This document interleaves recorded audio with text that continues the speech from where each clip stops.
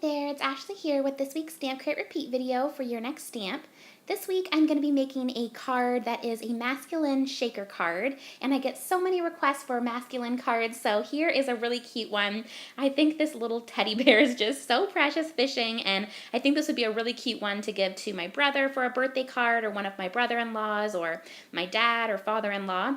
So it's got the "You're a Great Catch" sentiment, and at the bottom I've got sequins, and at the top I make it a shaker card just with some confetti so it doesn't cover up the sentiment.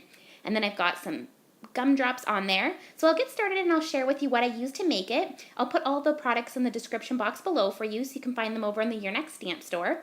I used the Black Olive Your Next Stamp ink. I also used the Seize the Day sparkly gumdrops. I use these beautiful turquoise ones and they're sparkly. They add some nice dimension there to the front. I also use these Michaels confetti pots. I just got these at Michaels down the mixed media aisle. I used the blue there and also that white fluffy color. I pulled in some sequins from my stash, just an assortment of different blue colors that I thought would work nice. Then I used the new Seize the Day paper pad. This is such a cute paper pad. I love all the blues in it. I use this navy stripe. You get 2 of each color, and I have used quite a bit of these papers already, but I'm just going to flip through so you can see all the cute patterns. Then I use this stamp set. It's called Great Catch. It is so stinking cute. I just loved coloring this up, and you get the "You're a Great Catch" sentiment. And a really cute way to make this into a feminine card would be to put a little bow on the little bear's ear there, and you could color up her little fishing jumpsuit in like a pink or purple color. Would be really cute. So you could definitely use it for masculine or feminine cards. This is the window panel die, and this is the background die that I'm going to use for the shaker component. I love this die so much. It has the nice stitching, and it's so cute how it has the 2 different spots. So you've got a nice spot there for a sentiment at the top, and then you have the bottom part for some more shaker bits. So let's get started. I'm going to start by taking the Seize the Day paper, and this one I'm going to cut out using the window panel die there. I love this navy so much. It's such a nice navy stripe. So I've got the background there, and now I'm going to take some of this foam, and this is adhesive foam. I purchased this at Walmart in the craft section, and it is foam that has adhesive sticky on the other side. So I'm going to cut out 2 of these. This is going to give us some dimension to make our shaker portion. And now I'm going to stamp out our little sentiment and our little image here. So I'm just using the Black Olive ink here, and I'm just inking it onto that piece of cardstock. I'm going to take a piece of white cardstock and trim it behind that window panel die there, and then I can add in our sentiment. So I'm just making sure it's lined up, and then I can add that on, and it just fits so perfectly inside there. So I've got all of my little bits here, and then I also have a little piece of packaging for the front. So I'm just going to go around this panel here with my adhesive, and then I can adhere on this piece of packaging. You could use any type of acetate that you want, but I just used a piece of packaging, and it was a nice way to recycle it. And then I'm just trimming around the outside so it's nice and even.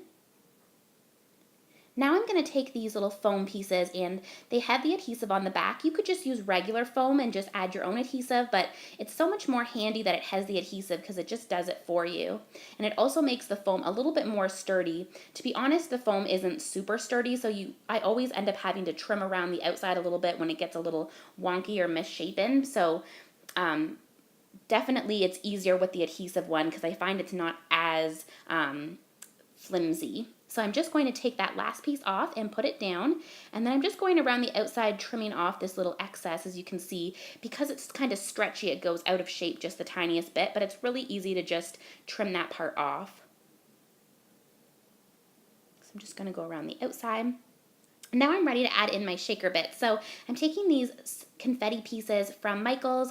I've got some white and some blue, and in the top part with the sentiment, I only put confetti because I don't want to cover up my sentiment, but I still want some shaky bits up there. So I saved the sequins for the bottom portion. I put some pretty navy blues, I put some whites in and some glittery white ones, and then I'm putting in some lighter blues and a little bit of tealy color blues.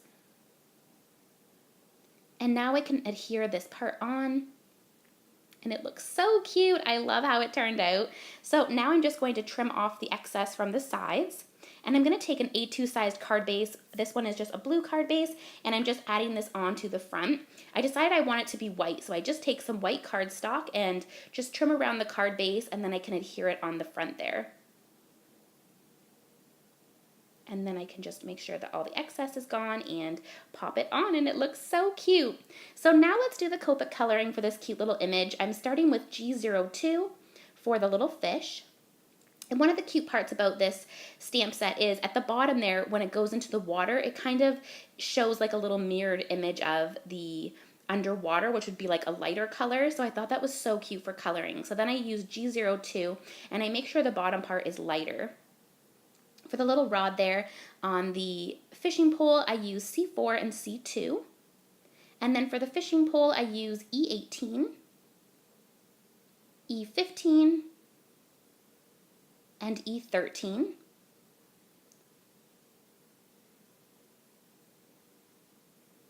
And then for the little water droplets and also the water, I'm going to use BG13 for all the little like waves or water bits here. And then I'm going to go in with BG10 and just add a nice little base coat for the whole bottom of the water there. I don't blend it so much as I want it to kind of, the darker portions of the waves to kind of stand out against the lighter part. Now I'm going to do the little jumpsuit for the bear in B28. And then I'm going to blend that out with B24. And I try to keep the lighter portion near where the water is. And I go back in with the darker color just to darken that a bit. And now I'm going to do the little teddy bear. I use E59 for him. And I'm just adding all the darkest portions. He is such a cute little teddy bear. I love this image so much.